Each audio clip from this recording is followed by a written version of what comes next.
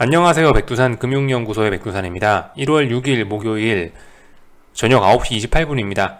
어젯밤 미국에서 발표된 FOMC 의사록 때문에 전 세계가 긴축 우려에 발발 떨고 있는 모습입니다. 미국은 어젯밤에 S&P가 2%, 나스닥이 3% 정도 빠졌는데 사실 이제 이런 낙폭을 생각을 해보면 오늘 아시아장은 굉장히 선방한 것 같기도 합니다. 그죠? 한국은 1% 정도 빠졌고 중국은 뭐 0.2%, 심지어 홍콩은 상승 마감도 하기도 했잖아요. 그죠? 참 재밌습니다. 유럽 같은 경우는 뭐 독일 같은 나라가 좀 많이 빠지긴 빠지는데 전반적으로 이렇게 낙폭을 좀 살펴보면 아시아보다도 조금 더 빠진다라는 생각이 좀 들기도 들고요. 아시아가 오히려 한국, 중국이 더 강하고 현재 유럽이 더 약하다는 생각이 드는데 아무튼 이런 데는 뭐 다양한 이유가 있겠죠. 예를 들면은 어떤 뭐 선반영의 관점, 어떤 의미에서 선반영이냐, 중장기적인 측면에서는 사실상 작년 6월, 2021년 6월 달부터 해서 디커플링이랍시고 아시아는 이미 미국과 디커플링 되면서 빌빌빌빌 거렸잖아요. 이미 뭐 긴축 우려 오랫동안 시장에 반영해 오고 있었기 때문에 이럴 수도 있다라고 중장기적으로 봤을 땐 그럴 수도 있을 것 같고요. 좀 단기적인 측면에서 봤을 때는 유럽은 어제까지도 상승 마감을 했는데 이미 아시아 같은 경우는 어제도 이미 하락하고 있었고 그죠? 그런데도 오늘도 또 연속으로 하락한 거니까 낙폭이 오늘 적게 나왔다라고 볼 수도 있을 것 같기도 합니다. 뭐 어쨌든 참 재밌는 것 같아요. 주식시장이 이렇게 오늘 같은 날 항생 같은 건 플러스 마감하는 걸 보면은 참 재밌다는 생각이 듭니다. 아무튼간 전반적인 어떤 낙폭이나 이런 것들을 좀 살펴보긴 살펴봤고요. 이 정도 빠졌다라고 해서 완전히 긴축 우려가 다 시장에 반영됐냐? 전 사실 모르겠어요. 아직까지는요. 아직까지는 잘 모르겠고, 또 그리고 지금으로서는 가능성 열어놓을 수 있는 거죠. 이것이 시작일 수도 있는 그런 가능성은 열려 있는 겁니다. 그러니까 뭐 예를 들어서 제가 중요하게 말씀을 드렸던 라인이 어디냐면은 나스닥 뭐 15,650이란 자리를 이제 며칠 전부터 중요하게 말씀드리고 있는데 예를 들면 이런 자리가 붕괴가 되면서 뭐 어떤 뭐 새로운 하락 추세의 시작 요런 게 안 된다라는 보장도 없지 않습니까? 그죠? 앞으로 새로운 상승 추세를 끝내고 하락 추세로 전환될 그런 가능성도 열려는 있는 뭐 그런 상황이라고 볼 수가 있을 것 같습니다. 아직까지는 뭐 누구도 모르는 거죠. 그죠? 뭐 미국 같은 경우는 특히 미국 같은 경우는 뭐 여러분들도 다들 아시다시피 작년 마지막까지 올랐잖아요. 마지막까지 월봉인데 얼마나 환상적으로 올랐습니까? 여기에 긴축 우려가 반영이 되어 있나요? 전혀 반영이 되어 있지 않죠. 작년 12월까지는 윈도우 드레싱이니 어쩌니 저쩌니 하면서 뭐 이런 긴축 우려나 이런 걸 무시했다라고 칩니다만은 22년이 됐으니까 이제 새해가 됐으니까 솔직히 이런 부분을 완전히 무시하지 못할 수도 있겠죠. 올해부터 반영될 수도 있는 거겠죠. 그러니까 어쨌든 그런 거 저런 것들 생각을 해보면 지금 그 무엇도 어떻게 뭐 강력하게 이야기하기 힘든 다만 지금 이제 강력하게 이야기할 수 있는 건 뭐예요?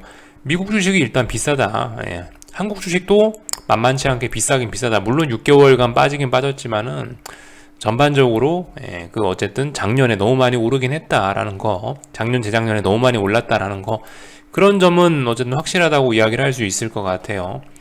아무튼 뭐 근데 비쌈에도 불구하고 더 오를 수도 있는 거죠. 세상 일 모르는 거니까.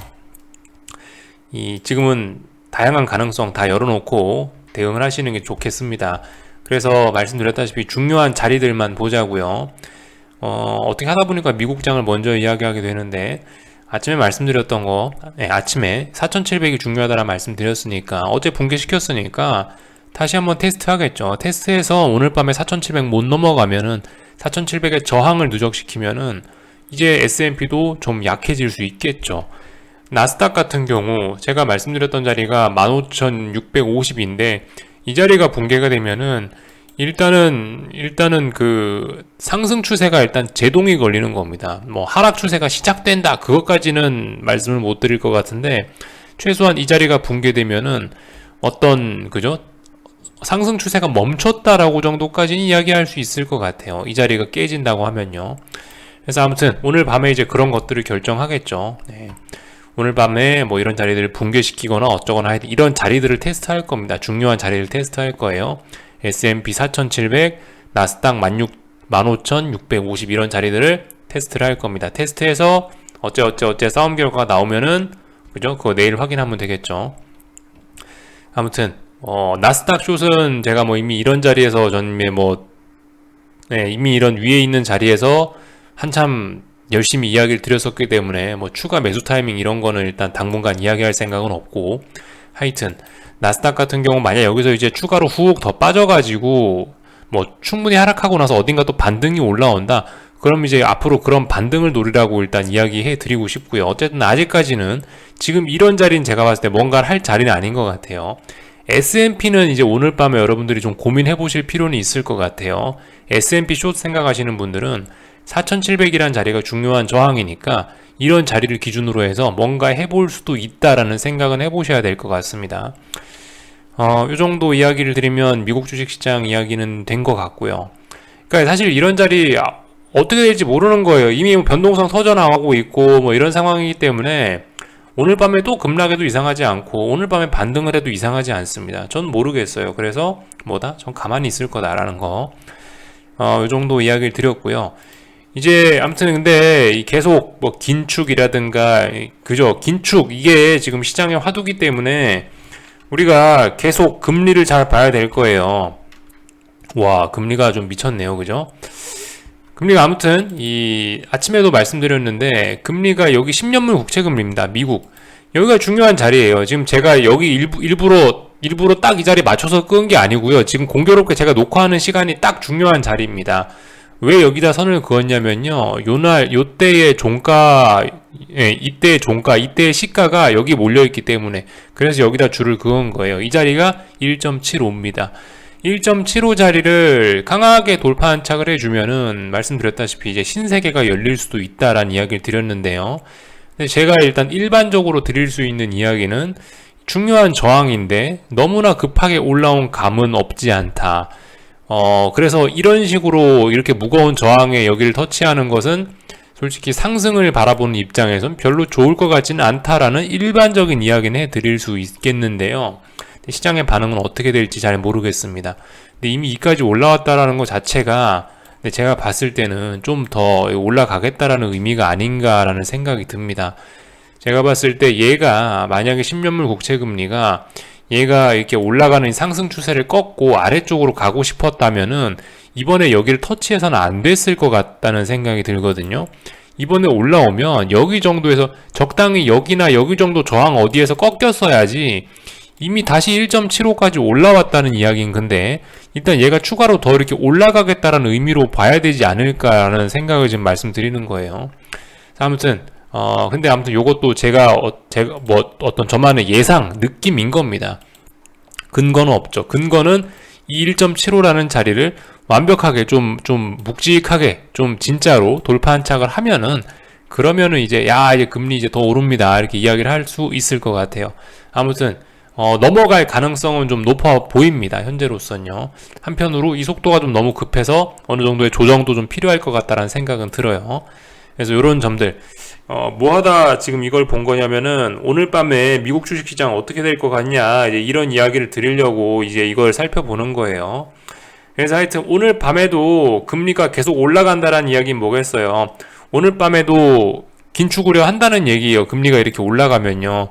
근데 지금 올라가는 건 소용이 없죠. 지금 올라가는 건 소용이 없고 지금은 밤 9시 반이니까요. 이따가 이제 미국 주식시장이 열렸을 때 그때 채권시장의 움직임이 중요하겠죠. 그때 미국 주식시장이 개장했는데도 불구하고 금리가 그때도 올라가면 주식시장에 큰 악영향을 미치면서 주식시장은 또 급락할 수도 있을 것 같아요. 반면에 지금 이제 9시 반밖에 안 됐는데 이미 이렇게 금리가 많이 오르고 있다. 그러다가 이제 미국 주식시장이 밤 11시 반에 개장하고 나서 얘가 너무 많이 올라왔다. 그래서 오히려 개장을 하니까 내려온다라고 한다면 주식시장은 안정을 찾을 수 있을지도 모르겠습니다.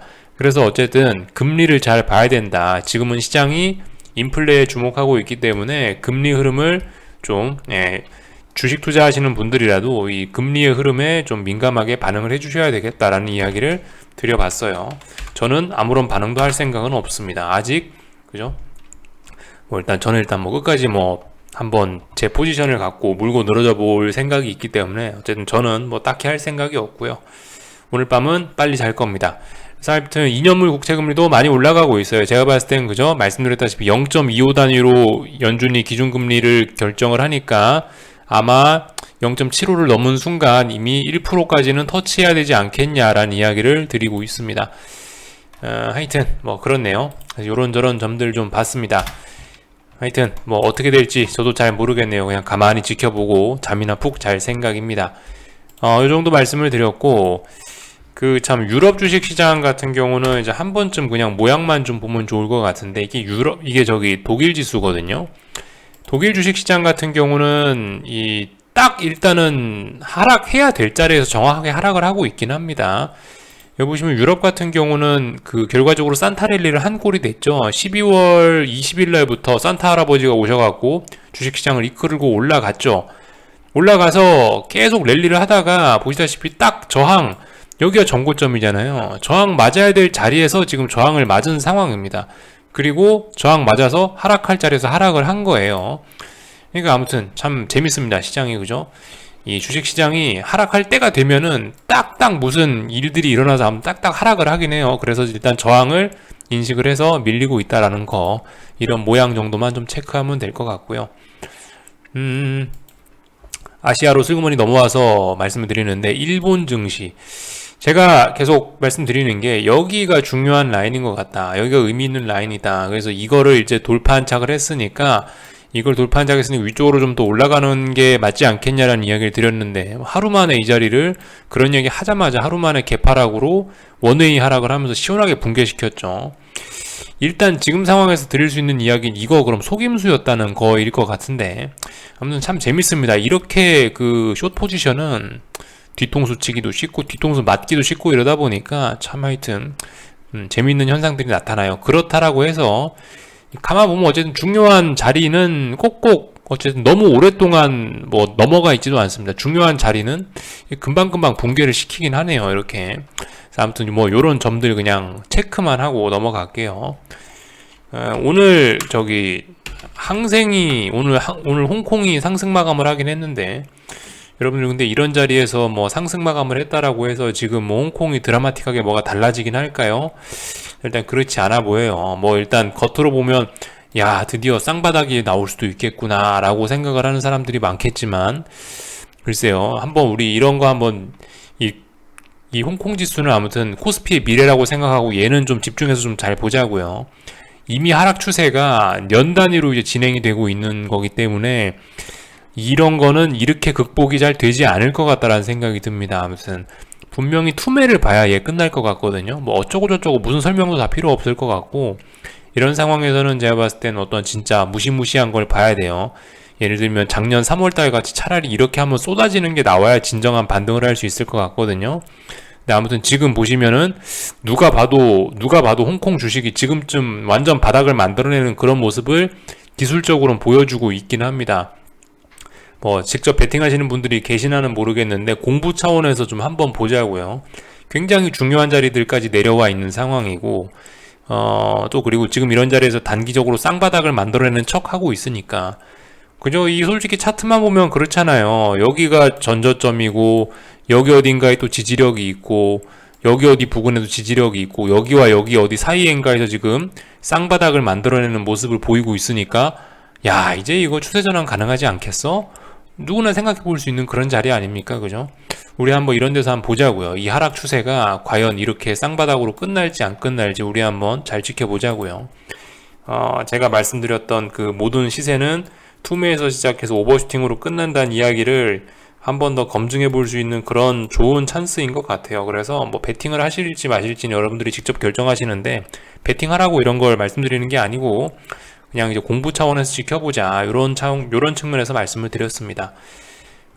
그리고 뭐 중국 보니까 위안화도 한번 보고 넘어가야겠죠.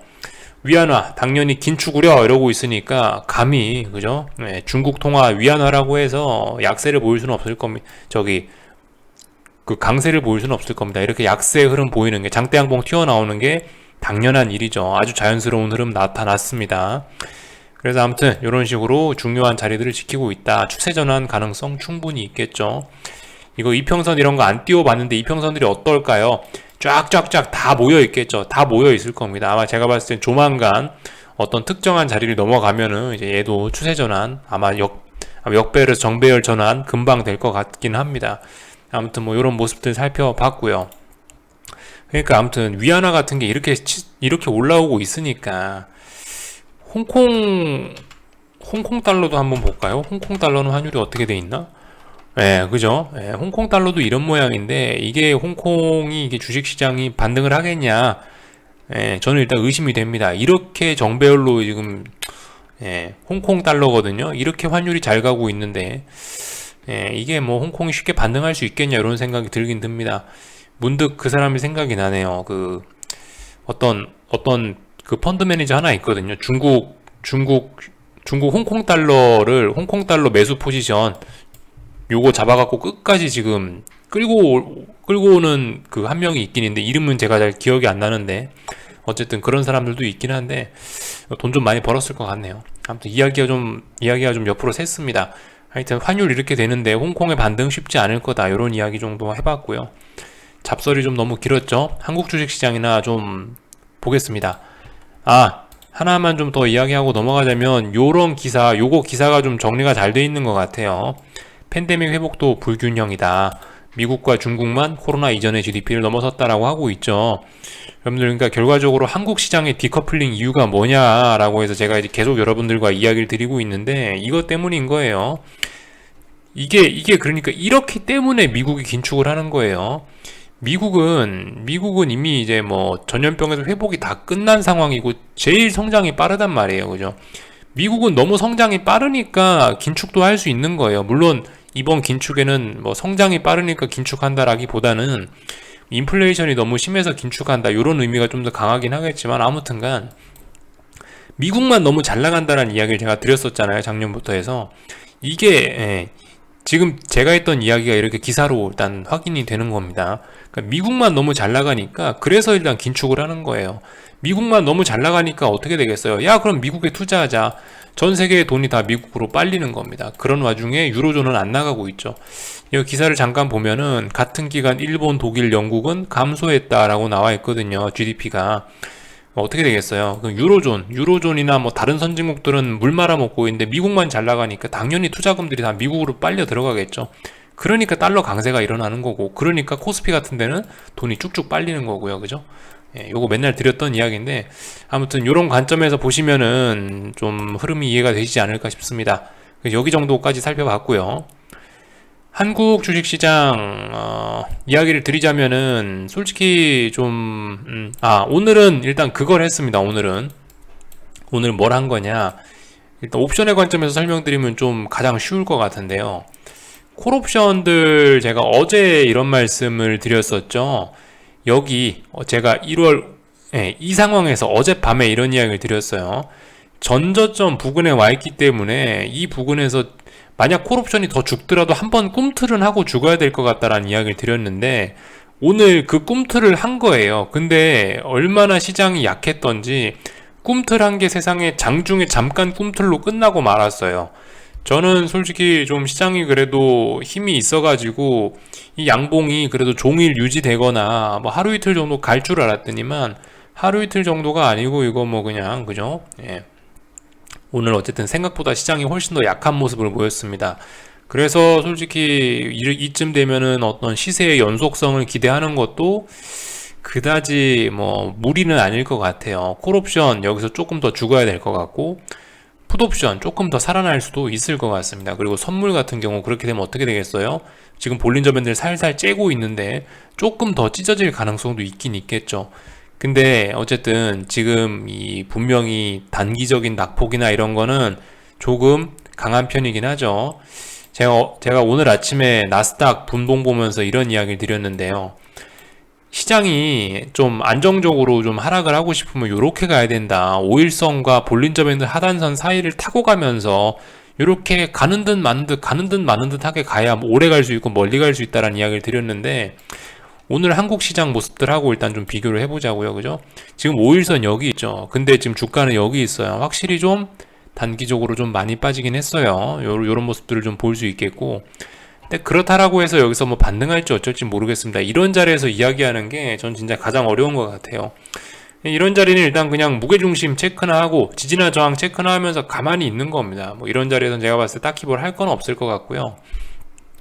아무튼 어제도 좀 세게 빠진다 싶었는데 오늘도 좀 세게 빠지고 있습니다. 만약 내일도 여기서 추가적으로 폭락을 해버리면 오히려 오히려 더 강한 반등이 나올 수도 있을 것 같다라는 생각은 드네요.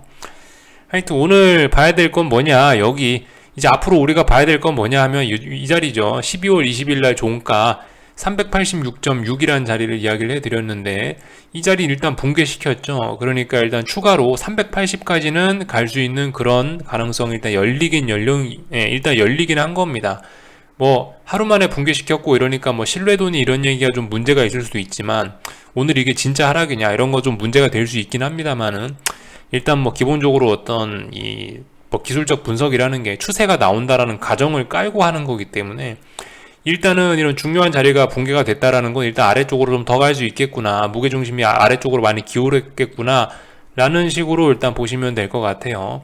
그래서 일단 뭐 380 뭐 일단 이 정도까지는 열렸다라고 봅니다. 이 370까지 갔던 이건 일단 언더슈팅으로 보고요. 하루 만에 빠졌다가 하루 만에 올라왔으니까 이건 일단 언더슈팅으로 보고, 아직까지 380, 400 박스권이라는 생각을 갖고 보고 있고요. 그 와중에 아무튼 386 깼으니까 이제 380까지는 갈 수 있겠다라고 일단 뭐 그냥 단순히 기계적으로 일단 이렇게 보고 있는 겁니다. 그래서 뭐 이런 이야기를 드렸고, 어쨌든 좀 속도가 좀 빨라요. 속도가 좀 빠르고, 내일도 만약에 반등하지 못하고 폭락하면은 오히려 더 반등이 강하게 나오고 더욱더 반등을 부추길 것 같다는 생각이 듭니다. 어쨌든 좀 더 추가로 하락하더라도 좀 적당히 좀 쉬었으면 좋겠어요. 이렇게 해서 380까지 바로 다이렉트로 터치해버리면 오히려 이 박스권이 더 강화될 수도 있을 것 같습니다. 말씀드렸죠. 그 박스권 상단과 하단에서 잘해야 된다고요. 박스권 상단 400, 박스권 하단 380, 이런 자리에서 잘해야 여기서 넘어갈 수 있는 거고, 이런 자리에서 잘해야 여기서 붕괴시킬 수 있는 거거든요. 근데 지금 뭐 이런 가운데 있는 이런 엄한 자리에서 뭐 장대항복 나오고 장대음복 나오고 이러면은 이거 별 의미 없을 수 있다라는 거, 일단 이런 생각을 갖고 보고는 있습니다. 어쨌든 그냥 차분하게 체크만 하시면서 보자고요. 이 정도를 받고, 오늘 코스닥 시장 같은 경우도 뭐 아침에 이야기한 거에서 딱히 뭐 더 할 말은 없습니다. 이 장중에 아무튼 장 막판까지 더 추가적으로 시원하게 자빠지긴 했는데요. 아직까지 코스닥 시장도 지금 보시면 아래쪽에 이런 지지력들이 굉장히 많은 상황이에요. 1년 내내 여기 박스권 안에서 놀았기 때문에 지지와 저항이 굉장히 촘촘하게 있는 상황입니다. 그래서 지금 상황에서 요런 장대 음봉, 지금 볼린저 밴드 얼마나 많이 쨌나요? 또 그리고 그죠? 볼린저 밴드가 이격 한번 따져보시면 볼린저 밴드 하단선과 1.6%가 벌어졌습니다. 1.6%란 값이 장난이 아니거든요. 물론 여기 옛날에 10월 달을 보니까 뭐 볼린저 밴드 하단선과 3%까지 이격이 벌어졌던 때도 있긴 하네요. 좀 더 빠질 수 있을지 모르겠긴 한데, 아무튼 얘도 지금 힘을 좀 굉장히 좀 많이 쓰고 있는 측면이 없지는 않습니다. 그래서 아무튼 어떻게 대응을 해야 되겠냐, 기준은 말씀드렸죠. 뭐 241선 정도, 뭐 이런 자리 기준으로 놓고 보시면 될 것 같아요. 여기를 뭐 중요한 자리라고 말씀드렸는데, 어떻게 하다 보니까 241선 자리가 마침 제가 박스권이라 설정했던 이 자리의 가운데 정도가 되겠죠. 이런 자리 기준으로 해서 어떤 판단을 해보시면 괜찮을 것 같습니다. 아무튼 기존 보유자분들은 그냥 계속 숏 들고 가시면 되는 거고요. 그래서 뭐 이런 흐름 정도만 체크하고 넘어가도록 하겠습니다. 수급 측면에선 뭐 딱히 드릴 이야기 없고요. 아무튼 뭐 삼성전자, 하이닉스 같은 것도 일단 중요한 저항 부근, 중요한 지지선 부근에 아직 뭐 도달도 안 했기 때문에 아직까지 뭐 이렇다 저렇다 할 말은 없습니다. 더 빠져도 이상하지 않고 반등해도 이상하지 않은 뭐 이런 상황이네요. 그러니까 하여튼 오늘 코스피나 코스닥이나 이런 식으로 좀 뭐 삼성전자나 하이닉스 같이 그래도 좀 약간이나마 좀 쉬는 모습을 보이거나 좀 이격을 좀 줄이거나 이런 모습을 보이거나 했으면 제 입장에선 더 좋았을 것 같은데, 아무튼 오늘 지수들은 조금 힘을 많이 쓴 것 같습니다. 아무튼 약간 우려는 되지만 그냥 지켜는 볼게요. 개인들도 슬슬 아래쪽을 보기 시작했는데 뭐 일단 그렇게 액수가 크지는 않습니다. 그래서 일단 괜찮아 보여요. 개인들이 막 풋옵션 몇백억씩 산 게 아니기 때문에 일단 뭐 괜찮아 보인다. 수급적으로도 일단 뭐 특별히 뭐 드릴 말씀은 없다. 이 정도 체크만 하고요. 풋 많이 사면 하방에 안 좋은 거 아시죠? 그런 것들 지금까지 여러분들과 많이 확인을 했고, 아무튼 근데 뭐 제가 오늘 주식시장이 뭐 어쩌고 저쩌고에 대해서 그런 건 솔직히 별로 관심이 없었고, 환율이 저는 일단 오늘 굉장히 좀 고무적이었다라고 생각합니다. 환율이 굉장했다. 결과적으로 1202원에 마감을 했네요.